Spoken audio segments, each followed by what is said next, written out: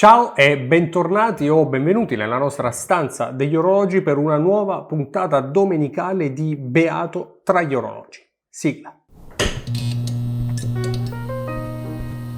Oggi è domenica sera e come ogni domenica c'è una nuova puntata di Beato tra gli orologi qui su Talk, dove parliamo di orologeria, storia degli orologi, ma anche di storie che grandi uomini hanno compiuto con i loro orologi al polso. E nel format domenicale di Beato tra gli orologi ci occupiamo di guardare assieme, commentare, reagire, come dicono quelli bravi, alle maison, ma soprattutto ai loro cataloghi online. E oggi è finalmente arrivato il turno di TAG Heuer. TAG è una grande maison svizzera legata in principal modo all'orologeria sportiva. Probabilmente tanti di voi che hanno la mia età, circa 40 anni, si ricordano TAG Heuer soprattutto sui circuiti di Formula 1. Indimenticabili sono le imprese di Ayrton Senna a bordo della sua McLaren negli anni 90, che sfrecciava sotto i cartelloni su cui campeggiava la scritta a caratteri cubitali TAG Heuer, e io guardavo con grande nostalgia, ricordo quelle gare sul divano assieme a papà mentre magari mamma faceva bollire qualche polpetta nel sugo, ma questa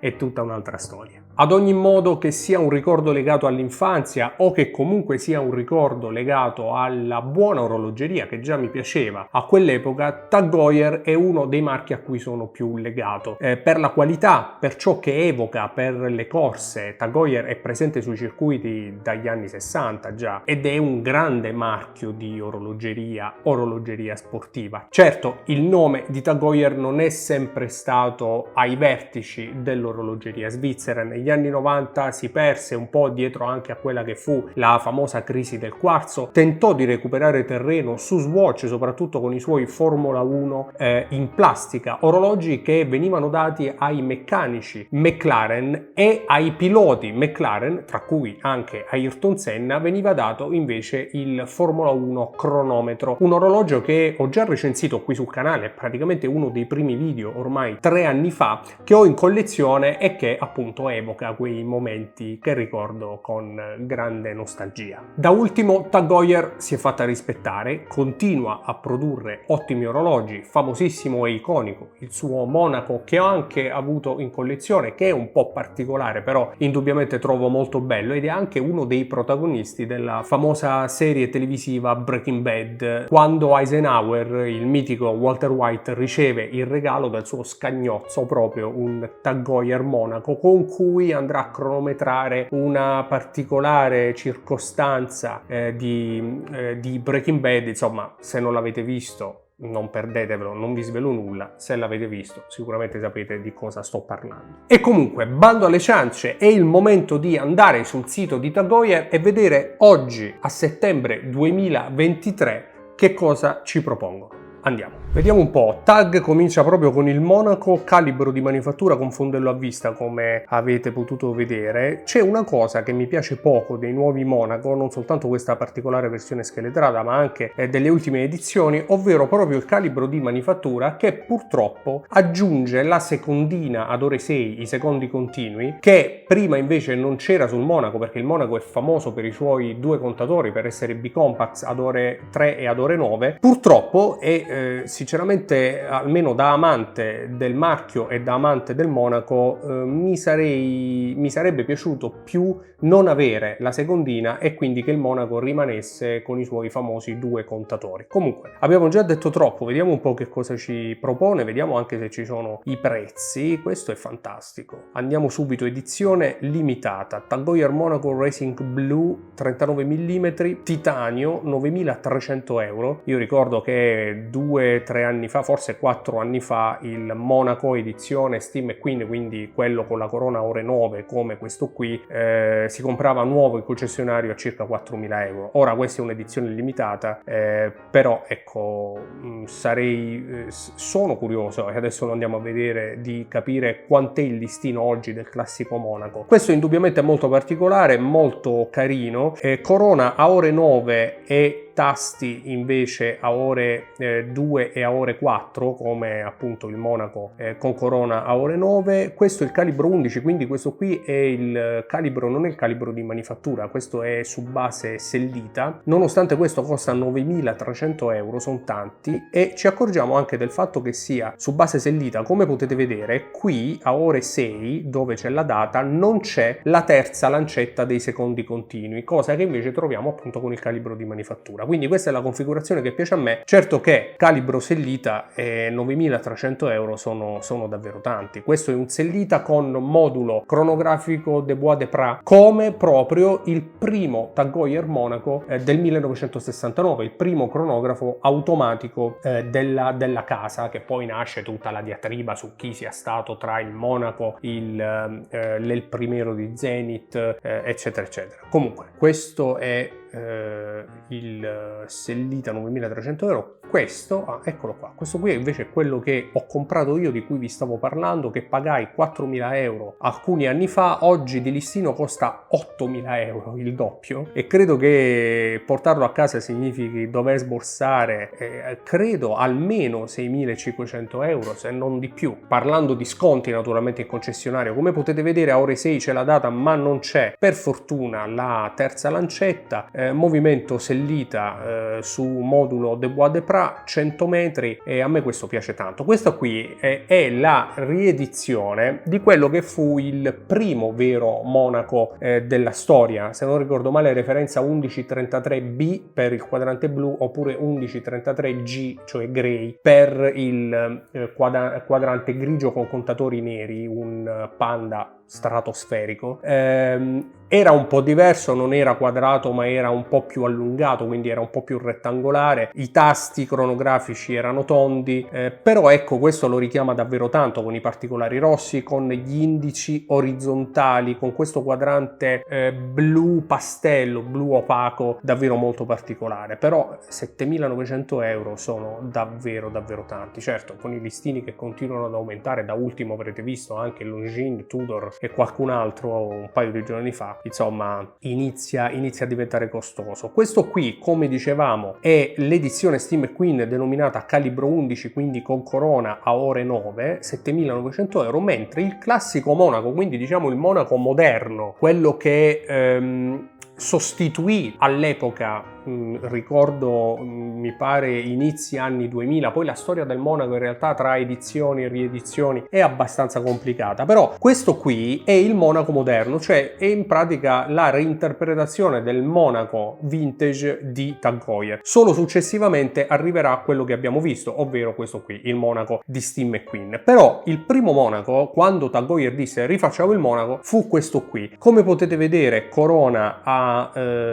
ore 3, quindi una corona normale, tasti assieme alla corona, anche lui un semplice movimento sellita su modulo de Bois de Prat, calibro 12, che viene identificato in questo modo perché la corona è a ore 3 e non è a ore 9, e posso vedere, lo vedete insieme a me, che stranamente prima non c'era questa differenza. Prima vi parlo di qualche anno fa, il listino è molto più basso, 5.850 euro contro i 7.900 euro del Monaco Steam Queen. Questa differenza così importante di prezzo non c'era all'epoca, tant'è che si compravano allo stesso prezzo, anche perché se avessi pagato lo Steam Queen 4.000 euro avrei dovuto pagare 2.500 euro il Monaco normale, questo qui con il quadrante Soleil blu.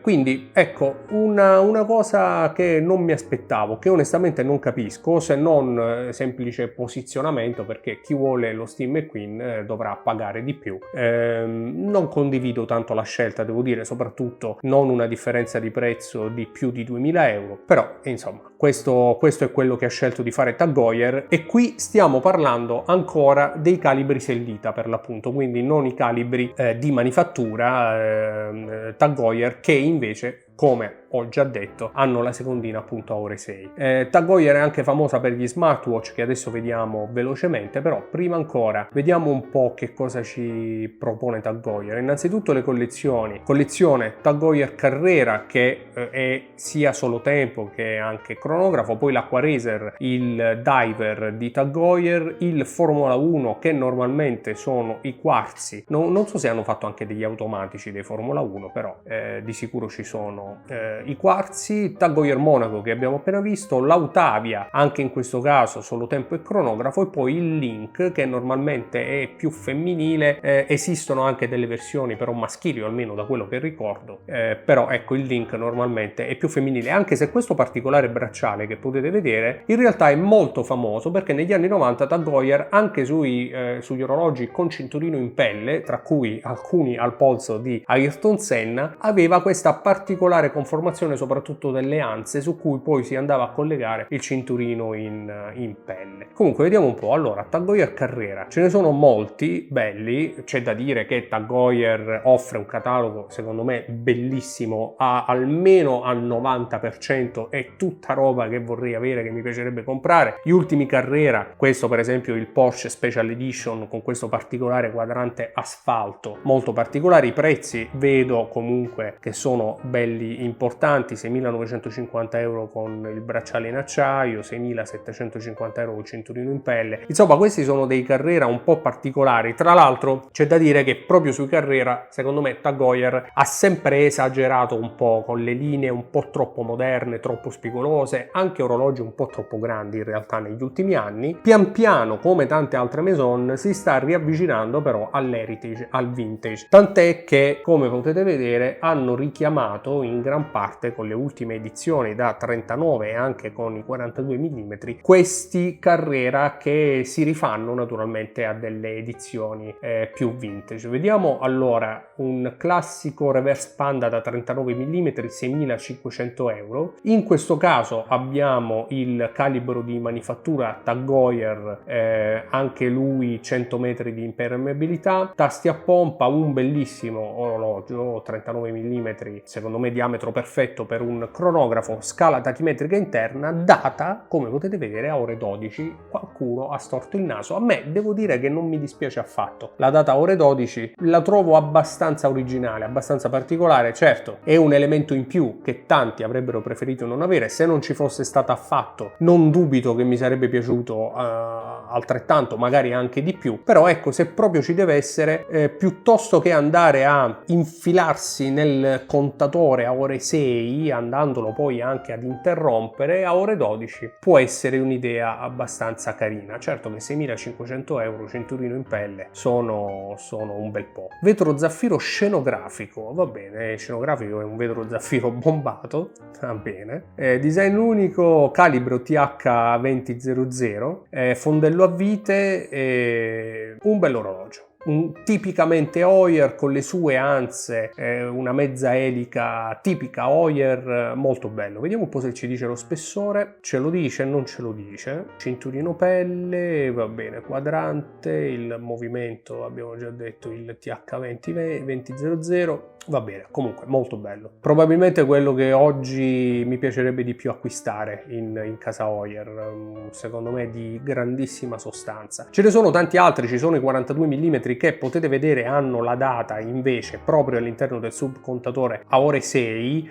Io credo che anche per una questione di grandezza, perché essendo un 42 mm è stato possibile inserirla sopra l'indice e all'interno del subcontatore. Nel 39 mm probabilmente avrebbe richiesto più spazio, sarebbe stata più difficile da inserire, o magari è stato soltanto fatto per differenziare appunto il 39 mm dai 42 mm. Certo che anche questo è molto bello, troppo grande per il mio polso, ma indubbiamente potrebbe essere invece perfetto per un polso più grande, più abbondante, da 18 da 19 cm. Il mio è da 17 cm in estate, rimane comunque 42 mm un orologio abbastanza grande.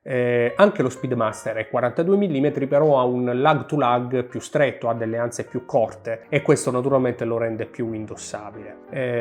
Bello, bellissimi colori anche, mi piace molto, a tutta velocità. In questo caso mi pare di capire che il vetro non sia estremamente bombato come invece nel 39 mm, che sicuramente richiamando un'anima più vintage, più heritage, anche con i colori naturalmente, lo hanno voluto rendere ancora più caldo ancora più saporito con questo bello zaffiro bombato. Vediamo un po' il movimento, in questo caso il calibro Heuer 02 di manifattura Heuer. Mi pare di capire che questo 42 mm costa meno, 5.800 euro contro i 6.500 euro dell'altro da 39 mm. Chissà perché questa differenza. I 39 mm costano più dei 42 mm, a parte il tourbillon che costa 23.000 euro, ma questo insomma è chiaro. TAG Heuer carrera data solo tempo, versioni colorate come ormai siamo abituati a vedere praticamente in tutte le maison, molto carini indubbiamente.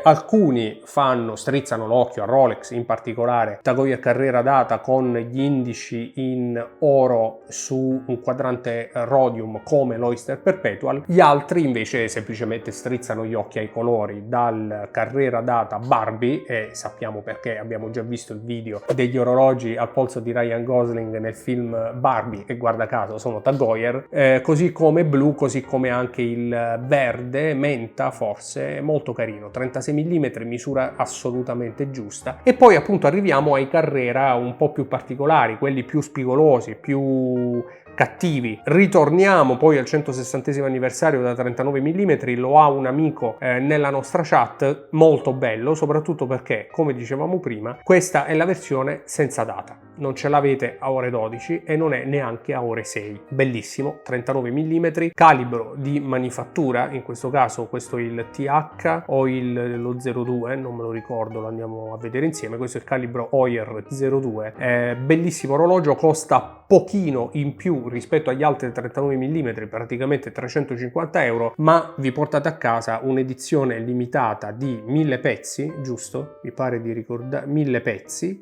calibro di manifattura 02, colori sicuramente simpatici, vivaci, e non c'è neanche la data per chi ama i quadranti puliti. Poi ci sono ancora tanti altri carrera, quelli appunto troppo grandi e anche un po' troppo eccessivi forse, come questi qua da 44 mm, e poi insomma offerta. Questo è bello, molto bello questo rosso, anche lui manca la data, 39 mm, un po' come l'altro in edizione limitata, però il Red Dial non mi pare che sia in edizione limitata, e invece sì, edizione limitata. Questo non sapevo ci fosse. Vediamo se anche lui è su 1000 pezzi, uno di 600, no, soltanto 600 pezzi, e costa come l'altro da 1000 pezzi, ruota a colonne di colore rosso come anche il quadrante, e devo dire che è davvero molto molto stuzzicante questo orologio, con il Luminova anche un po' invecchiato. Va bene, questo magari è un dettaglio che non mi fa impazzire, ma ci mancherebbe. Calibro Heuer 02, bello, davvero bello, molto bella l'edizione limitata da 600 pezzi, molto bello il cinturino in coccodrillo con chiusura deplo, logo Heuer e non TAG Heuer che richiama appunto l'anima vintage di TAG, bello, molto bello. Mi sa che abbiamo un nuovo preferito, vediamo qui se abbiamo il nostro vetro zaffiro scenografico, e infatti c'è, perché evidentemente fa parte di quella linea più heritage. Bello, l'ho già detto che è bello, molto bello. Va bene, cambiamo prima di far danni. Ci sono anche tante altre varianti e interpretazioni, anche i classici TAG Heuer Carrera, questi me li ricordo e ogni tanto se ne vede qualcuno in vendita, costavano veramente un'insalata, 1500 euro, non con calibro di manifattura naturalmente, in realtà non c'era ancora il calibro di manifattura cronografico di TAG Heuer. Va bene, poi abbiamo tanti Carrera. Questa per esempio è una cosa che è un po' rimprovero, possiamo così dire, a TAG, e cioè troppi modelli, varianti, bracciali, cinturini, colori, edizioni limitate, tantissima roba, come potete vedere voi stessi. Qua siamo soltanto nella linea Carrera e ci sono un totale tra scheletrati, edizioni Red Bull, edizioni Batman, GMT, 45 mm, titanio, cronografo tourbillon, carbonio, 75 orologi diversi, che sono tanti, sono davvero tanti, e secondo me tanta di questa roba che che probabilmente si vende anche con difficoltà, potrebbe andare tranquillamente nel dimenticatoio. Come al solito, i primi orologi proposti sono i più belli, secondo me ci potremmo fermare a 20 dei primi orologi e saremo tutti contenti. Comunque, tutti gli altri non tolgono quelli più belli, quindi c'è comunque più scelta per chi vuole scegliere. Aquaracer, il diver di Tag Heuer, io l'ho avuto, ebbi il 43 mm, mi pare fosse, con ghiera ceramica blu, un bel orologio. Quando lo pagai 1500 euro, ritengo che fosse un orologio che valeva 1500 euro. Oggi, se non ricordo male, costano molto di più e secondo me, vediamo un po', ci sono diversi 200 Solargraph, Professional 200, 300, 1000, vediamo un po', esplora tutti i prodotti. Comunque dicevo, ci sono secondo me un po' troppi modelli sicuramente dell'Aquaracer, ma l'abbiamo visto, il Carrera non è da meno, però anche i prezzi sono un po' aumentati. Allora, innanzitutto abbiamo al quarzo 2300 euro, al quarzo solare da 40 mm, c'è anche un femminile con dei diamantini 30 mm. Poi abbiamo un Tag Heuer Professional 200, quindi classico 200 metri, ghiera in acciaio, mi piace tanto, quadrante rosso degradé, mi piace ancora di più, molto bello, 40 mm, misura perfetta, 2900 euro, sono tanti, e inizia a diventare difficile a questi prezzi dover scegliere un Aquaracer, onestamente, però vedo anche che da quando ebbi la voglia di provarlo alcuni anni fa sono cambiate tante cose. Innanzitutto quadrante molto bello, data a ore 6, mentre l'altro aveva una data a ore 3 con la lente ciclope stile Rolex, quando ci si accontentava per 1500 euro. Diametro 40 mm che è perfetto, fondello chiuso, un bel fondello alla Tag Heuer. Vedo anche una nuova clasp, maglia centrale lucida, quello lì era tutto satinato. Questa nuova clasp che è abbastanza integrata con il bracciale, che prima invece non c'era assolutamente, vale il prezzo maggiore, non lo so perché stiamo parlando del doppio, però sinceramente 2200-2500 euro ritengo che possano essere il suo prezzo. È pur sempre un Tag Heuer 200 metri, certamente avrà un sellita all'interno, adesso lo andiamo a vedere, però non è affatto male. Ci sono varie colorazioni, c'è il tanto ormai usato quadrante verde, questo che cos'è, un PVD? No, questo qui è un sabbiato, un po' come facevano negli anni 90, tant'è che il Formula 1 anni 90 di cui vi parlavo prima è proprio sabbiato. Non so se è anche PVD perché lo vedo bello scuro, a meno che non sia proprio titanio. Sì, è titanio sabbiato, 40 mm, 3100 euro, costa un po' di più, ma è un quarzo. Me ne sono accorto dalla lancetta che scatta, non avevo ancora letto Solargraph. Va bene, quindi ci sono varie versioni. Questo qui è ghiera carbonio sicuramente, acciaio PVD, anche lui al quarzo, 3100 euro, sono tanti, non li spenderei mai onestamente, 3100 euro per un quarzo, per quanto accattivante, che poi neanche mi piacciono in questa versione, né quel titanio sabbiato troppo anni 90, né questo qui PVD, non è assolutamente per me. Tra l'altro non ha neanche il bracciale, ha il cinturino in caucciù con la Deplo quantomeno, però 3100 euro no. Ma ditemi voi anche nei commenti come facciamo a spendere 3100 euro per un quarzo solare, per quanto buono e preciso, quando con 200 euro in meno si compra l'automatico magari in acciaio con quadrante rosso o verde, per chi vuole qualcosa di colorato. In realtà c'è anche blu e nero. Come si può pensare di spendere di più per un Aquaracer al quarzo senza bracciali in acciaio? Non lo so, ditemelo voi, non lo so. Andiamo avanti perché potrebbe essere molto sconveniente. I Formula 1 invece noi andiamo direttamente sul quarzo, almeno lo sappiamo. Anche qui costano troppo. Io mi ricordo c'era un Formula 1 edizione Ayrton Senna, proprio di queste versioni qui, tutto in acciaio, si comprava nuovo questo c'ha bei colori però, veramente belli. Si comprava nuovo in concessionario per poco più di 800 euro, mi pare 860 euro. Ora il listino è 2350 euro per un cronografo al quarzo da 43 mm e non ci siamo. 2350 euro, vabbè che l'Aquaracer veniva a 3100 euro per il cronografo solare, però sono tanti. Cioè un bello orologio, che tra l'altro io l'ho provato al polso, è abbastanza cheap, o almeno quello che veniva 860 euro onestamente era abbastanza cheap. Questo qui 2350 euro per un cronografo a quarzo è bellino, d'accordo, siamo d'accordo, è bellino, è accattivante, Red Bull Edition, water resistant 200 metri, tra l'altro non ha i tasti a vite. Per chi si è visto il video del Daytona con i tasti svitati in acqua, cercatelo, lo trovate qualche video fa. Però sono tanti, io non ci sto. No. Gli altri 2400, 2600, 2200 euro, 1950 per questo, credo che fosse questo qui, però in colorazione nera, che costava sugli 800 euro, però 1950, 2500 sono troppi soldi. Sono troppi soldi. Eccolo qui quello che mi piaceva. Edizione Senna. Perché edizione Senna? Come potete vedere ha il bracciale Link, che è molto anni 90, però è anche molto Ayrton Senna e a me piace tantissimo. Però costava poco più di 800 euro, 3800. Ah no, un momento, questo è l'automatico. Ok, allora può avere senso, va bene. Certo, 44 mm, quindi no, il mio era molto simile, però era al quarzo e appunto costava molto di meno. Questo qui è un automatico, 44 mm sono tanti, però Senna, questo bracciale Link mi piace troppo, mi fa sorridere. Bello, non lo comprerei, ma mi piace guardarlo insieme a voi sul sito, perché no? Comunque, orologi al quarzo per me no, troppo costosi, troppo.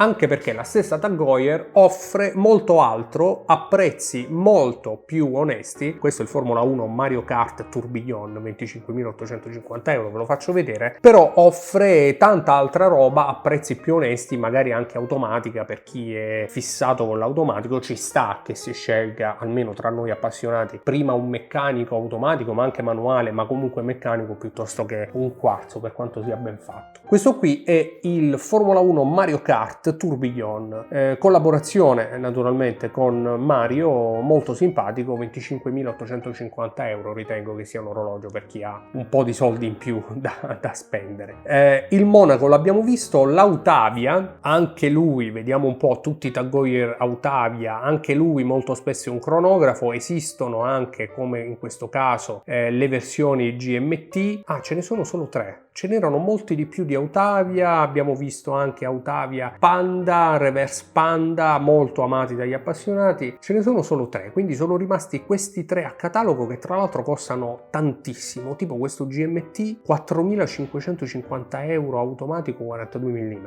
ma i prezzi sono veramente una cosa. Tag Heuer Link, non ho altro da aggiungere, veramente. Vediamoci un po' i nostri amati bracciali Link. Fatemi sapere nei commenti se anche voi ricordate o siete comunque affascinati dal bracciale Link. Orologio automatico 41 mm, un classico blu, 3.450 euro, non sono pochi assolutamente. Calibro 5, anche in questo caso tutto quello che stiamo vedendo è quasi tutto su base sellita, non è roba di manifattura. Quelli di manifattura Heuer 02 li abbiamo visti prima, questi sono orologi su base sellita, 3.450 euro, tenetelo a mente. In ogni caso molto carino, forse un po' troppo grande, questo è un orologio secondo me da 38-39 mm, comunque come sempre vanno provati al polso, anche perché questo praticamente non ha anse, quindi di sicuro veste molto più piccolo sul polso dei suoi 41 mm. Bracciale Link che mi piace tanto. Vediamo quest'altra versione anche, ok, questo è quello femminile, anche se è sempre un 41 mm,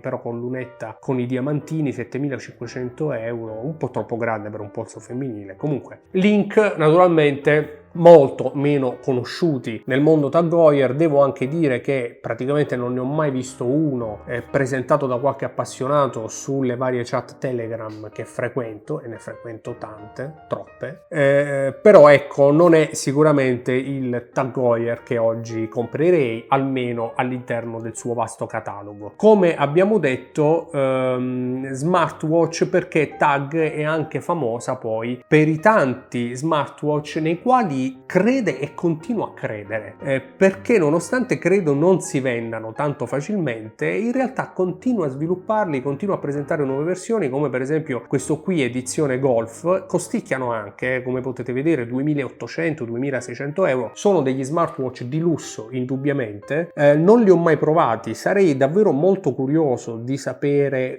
come gestisce per esempio l'obsolescenza di questi orologi Tag Heuer anche alla luce dei prezzi rilevanti di questi orologi. Vi racconto per esempio che alcuni anni fa, e credo che non esista più questa cosa, vediamo un po', Tag Heuer presentò uno smartwatch che era possibile sostituire il suo contenuto elettronico con un orologio meccanico che veniva dato in dotazione. Quindi Tag Heuer diceva semplicemente: quando questo orologio sarà troppo vecchio, voi gli togliete dall'interno lo smartwatch e ci mettete dentro questo movimento meccanico con quadrante. Praticamente ne usciva fuori un Carrera solo tempo, un'idea abbastanza simpatica, tra l'altro costava poco, 1.400-1.600 euro, a differenza invece di oggi, che credo questa idea sia stata anche accantonata purtroppo da Tag Heuer, che continua a presentare i suoi Heuer Connected, che però insomma sono